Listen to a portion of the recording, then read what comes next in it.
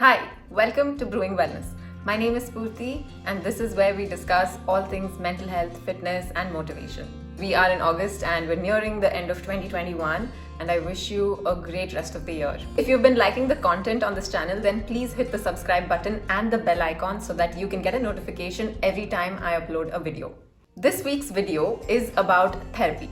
There are various kinds of therapies like talk therapy, inner child therapy, past life regression therapy, hypnotherapy, color therapy, and so on. The objective of this video is to clear the stigma attached to therapy. In our country, it is still a taboo to seek help for our mental health and find a professional to share our feelings and emotions. Mental health is as important as your physical health. You may have your annual routine checkups at the diagnostic center, or you might meet your family doctor every once in a while, right? To make sure that your cholesterol and your heart rate and all these other physical aspects are healthy and fit. But what about your mind? Aren't we ignoring it? Until you try therapy, you will not be convinced that it is life-changing and transformative. Just like we need someone to guide us through our physical issues, we also need someone to help us with our state of mind so that we can reach a peaceful state of mind. The reason why I want to talk about this with you is because therapy has changed my life, and I want to tell you that it could change your life too. My journey with therapy started a year ago, and it took me some time to find the right therapist. It is a very intimate relationship, so you need to take your time to build that rapport. Today, I have a guest with me who is an expert in hypnotherapy, talk therapy, energy healing, and inner child therapy. So I've asked her 5 simple questions to help you gain an understanding about these therapies and how they can transform you. But before we go there, I want to share with you my personal journey with inner child therapy and hypnotherapy. Basically, psychology and therapy states that we are all the 4-year-old that we were. The events that take place in our life from the age of 4 to 8 is what builds the core of our character and belief system. To break this down, here's an example. As a child, when you were denied a candy or a toy and you reacted aggressively to it, that is, maybe breaking a few things or beating someone, today you will notice that it is similar. How you react to debates or rejections at home or outside can explain how you were as a child. So connecting with that inner child, healing it, understanding that maybe he or she needs love and maybe they just want to be heard. So you as a parent have to heal your inner child to be able to operate from a place of love and compassion today. So as we keep growing, these emotions get stored deep within us, and if we don't heal them in time, we continue to act or behave or treat people from a place of aggression or insecurity or mistrust. Now coming to hypnotherapy, how it helped me was that it took me back to certain situations or moments in the past, could be 10 years ago or 15 years ago, where I felt helpless or aggression and I couldn't really react in the right way. So hypnotherapy is about taking you back to a situation where you needed healing or love. And when you go back there mentally, your mind has the ability to create a situation which is imaginative and make you feel like it is real. So hypnotherapy is basically that. It takes you back to a moment where you felt helpless and gives you the ability or power to heal that situation, to release whatever you're holding back. Maybe it's a grudge, or maybe you wanted to cry and you couldn't. Maybe you wanted to say something and you couldn't. So it helps you release that energy. If you don't, you continue to carry it along with you. It gets stored in your physiological body, and every time you are in a similar situation, you behave and react from the same place. A place of aggression or frustration, or a place of lack of self-confidence.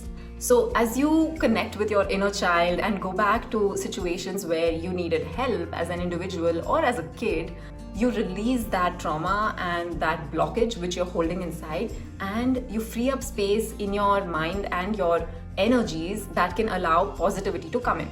To understand more about these therapies and how they can help you, let's speak to the expert Patil.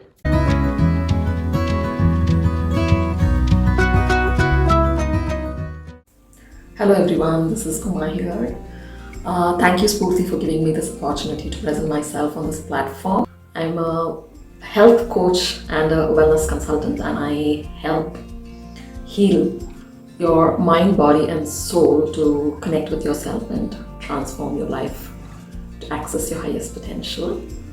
using different modalities like Reiki, energy healing, and hypnotherapy. Besides that, being a yoga teacher, I also include yoga nidra during my sessions, and I offer spiritual coaching. Well, the importance of connecting with our inner child and healing our childhood trauma is that every child, no matter how wonderful the childhood, would have experienced some situations or instances where their emotions would have got repressed, or they would have felt not seen, not heard. Repressed emotions like, being wounded, not feeling heard or seen, or feeling guilty, having a sense of guilt, and feeling ashamed, and sometimes our emotional needs would have not been met.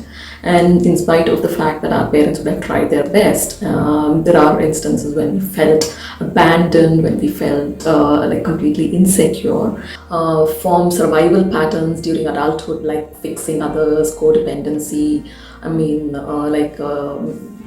tolerating abusive behavior, attracting narcissistic partners, trying to prove oneself to others, and addictions and these kind of behavioral patterns are developed because of the childhood trauma. And hence, it's important that we connect with our inner child issues and heal the inner child trauma to lead a more happy and fulfilling life, and to just become more accepting of oneself and others, develop good self-esteem, have self-worth, and begin the journey on self-love. I would like to address hypnotherapy before I begin with inner child healing. Hypnotherapy is a process where we take the client through a deep guided relaxation, intense concentration, and focused attention to reach a state of heightened awareness, or also it's called as trance, and help them to explore painful thoughts, feelings, and memories, to access these that are hidden away from the conscious mind, and help them by way of suggestion, help them reprogram their subconscious mind.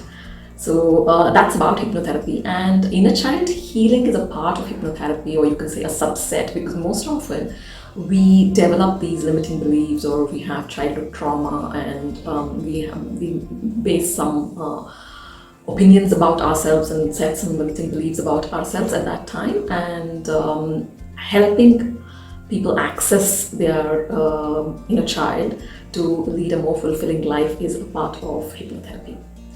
They should be empathetic, authentic or genuine, definitely. Be a good listener, is able to engage with you and to dive deeper to help you sort your issues.